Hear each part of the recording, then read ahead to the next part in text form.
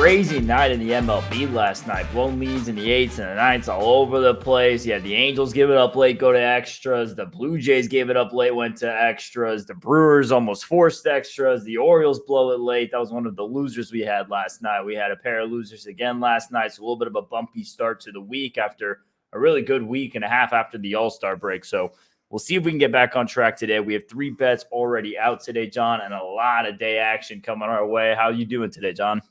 I'm miserable. Always am after a losing day, especially when it's uncalled for. 0 for 2 so far. We call the Oriole-Tampa Bay series perfect. Had Orioles all 3 games of the 4-game series that they won. The game they lost, we stayed off of it. Well, we've done the opposite so far in this Philly series. We went on Philly game 1 of this series, figuring for a letdown for Baltimore. And also, we didn't think Bautista would be available after closing the last 2 at Tampa Bay. He wasn't. Our closer for the Phillies gives up the run, and Orioles without Bautista get the win.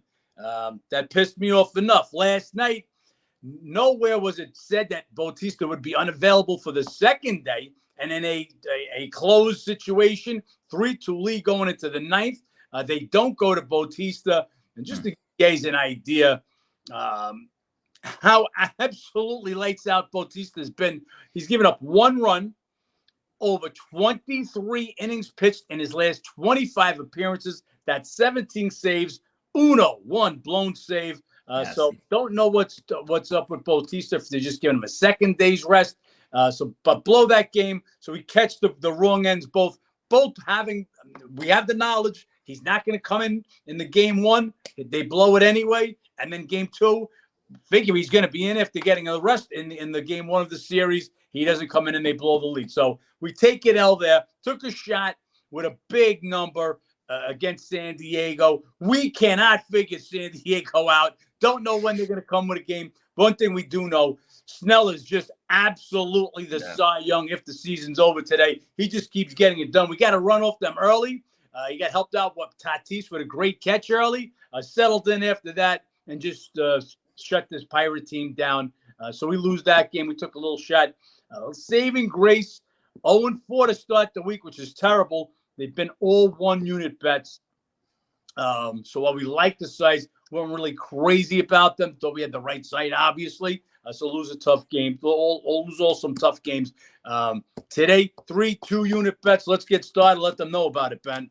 Yep, let's get into it. We have this top game, Rockies Nationals, another one. You know what, Ben? I'm going to pass the top game and the other 12 o'clock game because we're not going to be able to get this up in time. So let's carry on with the later games. For reasons, there's no reason to put it up. All right, then we'll head on to Reds at Milwaukee. Reds, they finally snapped that losing skid against the Brewers. They get the 4-3 win last night, and they were trying to blow a game last night. They give up 3 runs in the bottom of the 9th, and Brewers get a runner on second, couldn't complete the comeback. But nonetheless, Reds come away with it. It's another matchup. The last 6 have all gone under. Would be Alina the under in that one again tonight. It was 2-0 headed to the 9th, and it was a dead under game until things got a little bit crazy in the 9th. And as far as the pitching matchup, Lively versus Peralta. Peralta just really, really good numbers against Cincinnati. Had 6 shutout innings against them 2 starts ago. Last year went 2-0, 2.84 in 3 starts versus them. It's Lively for Cincy. Give a 3 runs in 4 2/3. He's been decent against the Brewers this year. Still just lean to the under in this matchup. Can't go against the trend. Yes, Cincinnati able to pull away with one yesterday, but that was Abbott being Abbott. That was a young ace giving you young ace type stuff when you needed a win. And I don't think Lively can give you that kind of performance. This would be Brewers or nothing and the under or nothing. Yeah, man. Abbott come with a game. Him and Burns, what a duel. Burns had been pitching lights out. Abbott comes back and pitches even better, even though he got hit hard his last time in Milwaukee. So the Reds break the Brewer curse. They're back to a half a game out. And in this one, even though Milwaukee has pretty much owned the series, I think the number's a little bit high. I'm Cincy nobody. If this line's to tick up a little bit more, I would take a shot with the Reds. We'll wait for the lineups and where this line goes. We have Cardinals at the D-backs. Going to be Flaherty versus Gallen. And Really, the main stat you need to know on this game is just Gallen's home numbers. 10 starts, 9-0, 1.48 ERA, holding teams to 198 batting average. If anyone wants to go bet against a home pitcher like that today, let me know. But personally, I do not. Flaherty, he's been pretty good lately. He allowed 4 runs in 6 innings last time out. Prior to that, 3 quality starts, went 3-0, 1.45. And it just doesn't matter, man. Can't go against Gallen at home. Just one of the strongest pitching trends in the MLB this year. Not going to break that. So it'll be D-backs or nothing for me in this spot. See if Flaherty can keep up with Gallen. The sharps aren't listening to you, Ben, because St. Louis, this game opened at 160 on the overnight. You're down looking at minus 145 right now. I don't want St. Louis. Some other shops might. I just don't see it here. St. Louis, they come away with that first win out in Arizona when you think they're never going to get it, with Wainwright on the mound, who hadn't pitched, had been pitching terrible, come off the IL. Arizona's playing bad. St. Louis playing just as bad. They lost their last 3 in Chicago, so it's 4 or 5 that they lost. Flaherty was pitching really good, but got hit his last time out. Don't want to buck those home numbers from Gallen. Again, we'll wait for the lineups today. They sat Carroll last night, Arizona. We'll see if that was just a day of rest. But yeah, this number to me, it's right where it should be right now. So unless something happens, I'll be off this game. Then we have Pirates at Padres. Padres get it done last night. That evens the series. Pirates won the 4 prior meetings this season. Oviedo versus Lugo. Lugo's been pitching well. 3 of his last 4 starts are quality starts. Last time out, 2 runs, 6 innings versus Detroit. And then Oviedo, they just lost 8 straight of his starts in July. Has a 7.54 ERA. Gave up 5 runs against the Angels last time out. Pitching edge definitely to Lugo. And you guys know how we feel about this Padres team. Tough to get a read on them when they're turning around, when they're not. But this is a spot you'd imagine they would keep it rolling here, get another one in this series. You got to take 2 of 3 against Pittsburgh if you want any chance in this West or the wild card. So Padres are nothing here. I'm not laying this big price, but I want no part of Oviedo right now. Well, you would think, Ben, but the sharp guys, again, they're on the Pirates. So you could have took 210 on the opening number last night. It's down to 175. I don't know. Look, I get it. It's an overlay. It's an overlay for the reasons. Oviedo, as Ben said, the Pirates have lost his last 8 starts, and he's got over a 7.5 ERA. Why do we want to back that with a Pirate team that now is 5-17 their last 22 road games? These are all must games for the Padres. We took a shot with the Pirates last night. The number was much higher. I thought it was worth this shot because the Padres weren't scoring. They come away with 5 runs, get most of the damage done late last night. Then you got a little incident with throwing at Machado, so there'll be a little extra on the game. We'll wait for the lineups in case San Diego sits anybody, but the Pirates are just as likely to sit Reynolds or almost could count on McCutchen sitting day game after a night game. So we'll look at the lineups. Price was an overlay, so it's Pirates or nobody, but I'm not taking the Pirates unless guys are sitting out for San Diego, or we'll see where this line goes later. Then we had the Mariners at Minnesota. This is another one of those games last night that was just a wild comeback late. You had the Mariners put on 7 runs in the 8th and the 9th. They win that game 9-7. They've split 6 meetings this year. They've split the last 6 meetings in Minnesota. And then it's going to be Miller versus Ryan. Miller, he's been a bit worse at home. 1-2, 4.85. Last 2 starts, though, both at home. 1 run, 10 1/3. So I say worse on the home, worse on the road. And then you have Ryan, who has been roughed up a little bit in July. 1-1, 6.89 last 3 starts. Does have some nice K-walk ratios. Last time out, gave up 4 runs in 6 innings versus the White Sox. And he was rough against the Mariners last year. 0-2, 6.23. This would be a slight lean here to Seattle. Excuse me. I wanted Minnesota yesterday, stayed off, and I felt grateful I did once I saw them blow that lead. They're the hottest team since the All-Star break. They might be due for a little bit of regression here. We'll see if that happens today against Seattle. Would be Mariners or nothing for me in this one, John. To me, I think this line is really right where it's supposed to be. As a matter of fact, I'm getting Seattle lineup right now. Rodriguez, Suarez, Hernandez, Ford, France, Murphy, Marlowe, Moore, Runk. So what do we got here? Who are we missing out of this lineup? Oh, Suarez is in. Okay, so the lefties, it'll be Raleigh and just give me a sec as we do this, as I take a look at this. Cal Raleigh not in the lineup. Okay, so Yeah, this line's right where I think it's at. Twins again will be without Buxton. He leads the team in home runs. He's been on paternity leave. I made this game 130. That was the opening number. You're looking at 135 now. So a little bit of movement towards Minnesota. Just not enough to get me interested in this game. This is a tough one. As Ben says, they're basically splitting out here. No huge pitching edge in this one. I'll stay off.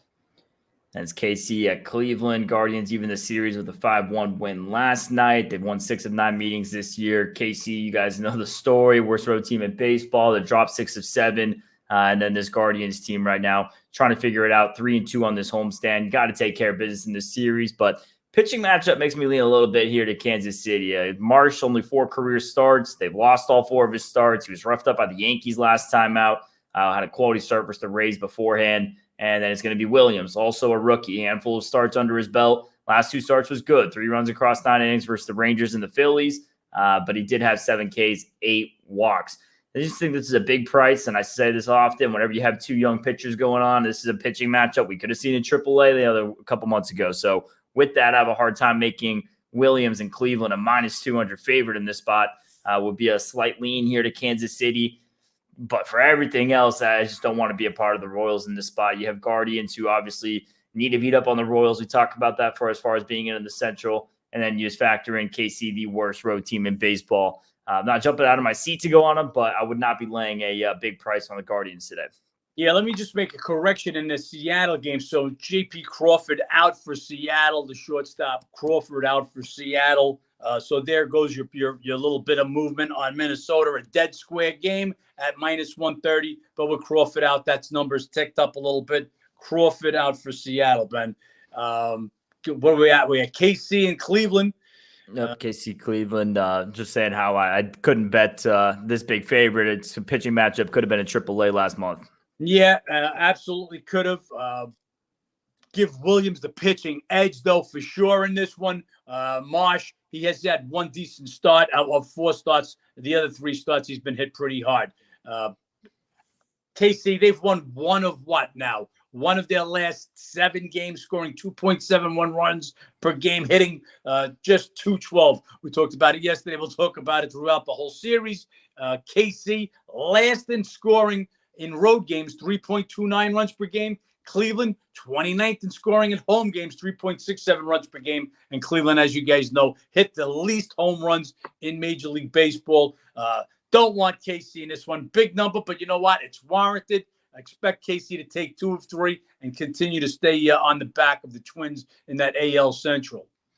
And it's Angels at Detroit. Crazy game last night. Tigers put on 4 in the 9th. They forced extras just to lose 7-6. I don't know if you guys saw that clip of Moniak trying to catch that fly ball in deep center that ended up tying it. Looked like Clark from Benchwarmers in that spot. But Angels pull it out. That was a game I thought if Angels blew that 4 runs in the night, that was going to be the one that makes them sell. Ended up winning it. It's Sandoval versus Lorenzen today. Lorenzen pitched for the Angels last year. He has just been on a tear in July. 18.2 shutout innings, 14 Ks, 6 walks. Has been against some of the worst teams in baseball, KC, Oakland, and Seattle as far as offensively. So we'll see if that kind of comes back to norm a little bit against the Angels. And Sandoval, last 2 starts been good, coming off a quality start, 1 run and 7 1/3 versus the Yankees. But a lot of these teams are putting together good starts against the Yankees. So I don't know if that means much anything either. So 2 pitchers been going well recently, just haven't had really any good competition. Would be a lean here to the Tigers, get a little bit of home dog money, and also have to look a little bit to the under with this pitching matchup on a getaway day. I feel like we might be in for a low-scoring game here. Yeah, after an exciting back and forth game last night, they'll be back at it today. I make Lorenzen a little bit of a higher number in this one. This is just such a tough read. 2 teams trying to decide what they're going to do before the trade deadline, which is next week, by the way. Give them a little bit of an edge. We'll look for lineups and where this line goes. But again, my line on this one is I'm approximately 15 cents, 115 on Detroit. Then we have Rangers at Houston.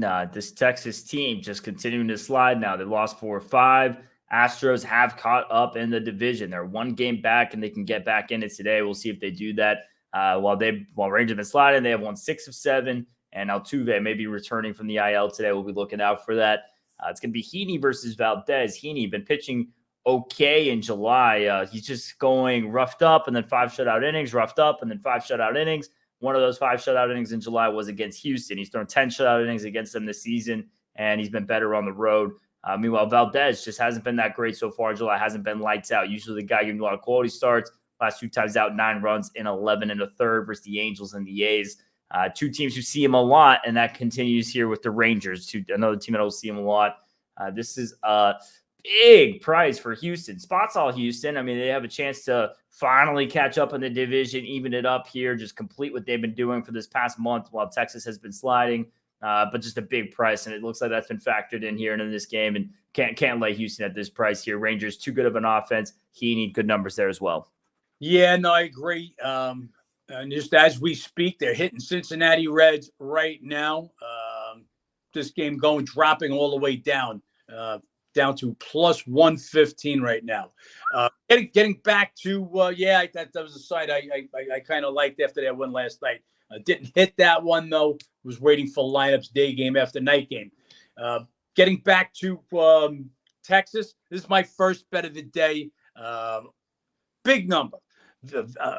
Texas definitely slumping, especially on the road. Houston getting hot, getting Altuve back. They got their ace going, but their ace just hasn't been right. His last 4 starts hasn't been great.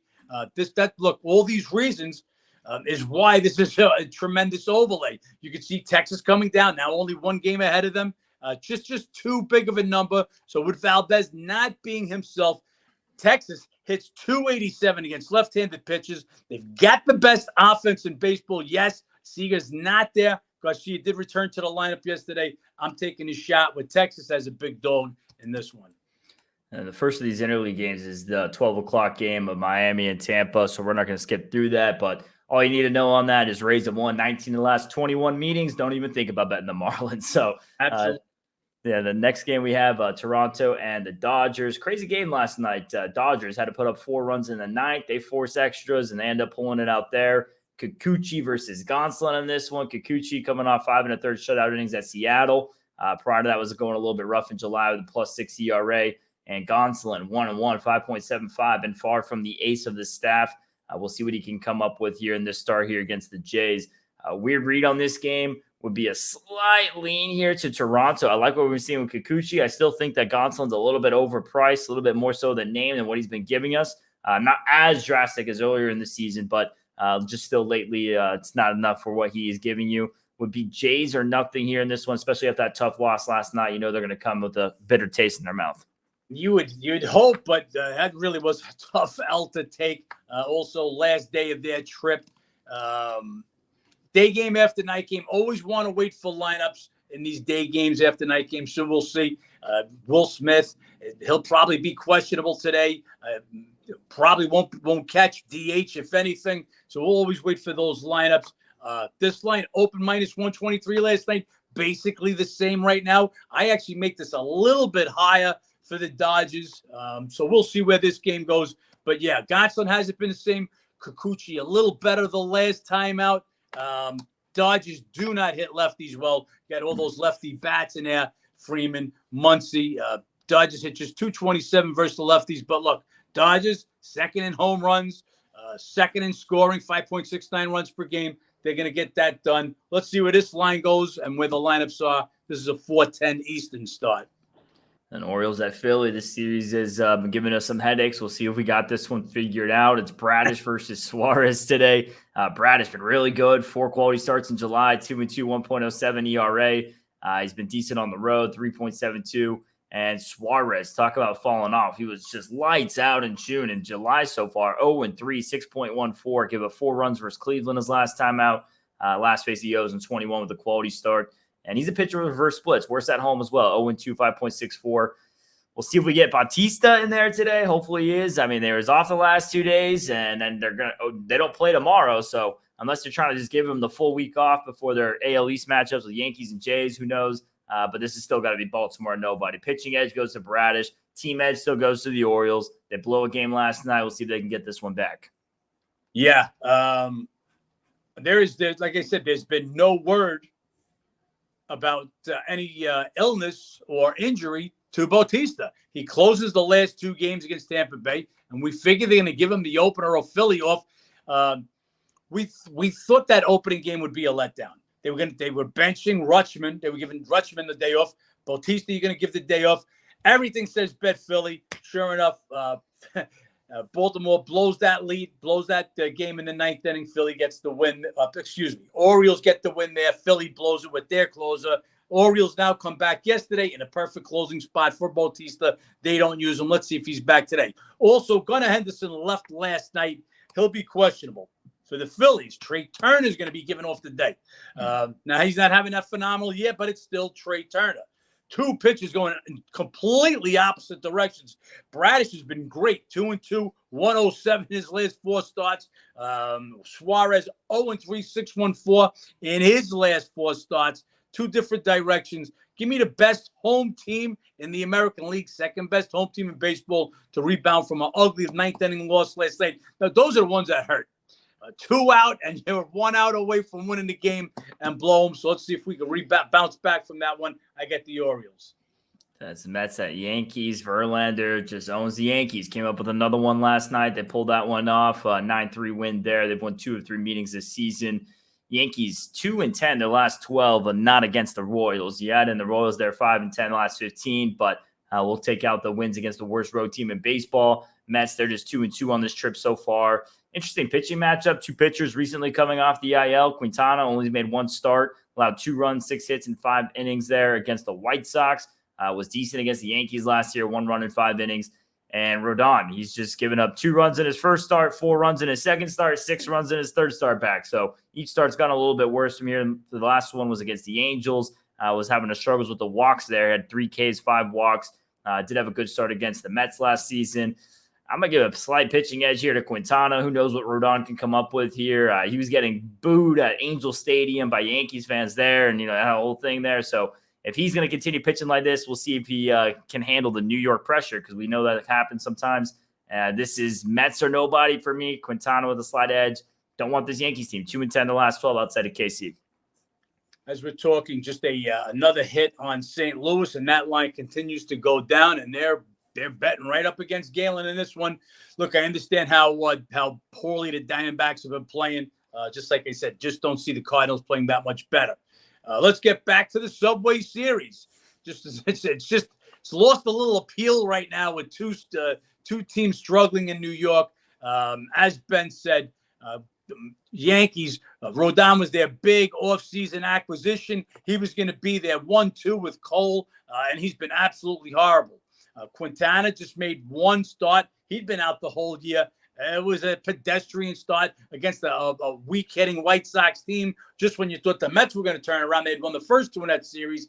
They lose that next one. The number's right where it's supposed to be. Did we give the daily without Judge numbers yet, Ben? I missed that one, John. I'll let you have this one. So here we go. Without Aaron Judge, New York Yankees, 23-29. They scored just 3.83 runs per game and hitting just 221. Those offensive numbers put them amongst the 3 worst teams in baseball. Those are the numbers. They're a little better at home. Got to still give Rodon a little bit of a pitching edge. Not much of what we've seen, but we know what he's capable of. He threw 5 shutout innings against the Mets last year. Mets, they did come up with some runs. I said yesterday, I thought they looked dead at Fenway Park on Sunday. Maybe the day off Monday did them a little good. Get excited to play the Subway Series. Got Verlander on the mound. Verlander's getting hit with questions after the game yesterday about the trade deadline. A lot of stuff going on in New York. Just don't think the Mets are ready for this. The number's right. I'll pass on this one. And Braves at Boston. Red Sox crushed them 7-1 last night. They won 2 of 3 in the series. You have Atlanta now just 3-6 their last 9. Still best road team in baseball. Boston, they've won 3 straight, and they're the best record in July. They're the best batting average at home, 3rd in scoring at home. Got to be looking back there today. It's Strider versus Bayo. Strider last 2 starts, 9 runs, 3 homers in 12 innings. Still had 23 Ks, 1 walk. He's a pitcher who's going to get his strikeouts, whether he gives up runs or not.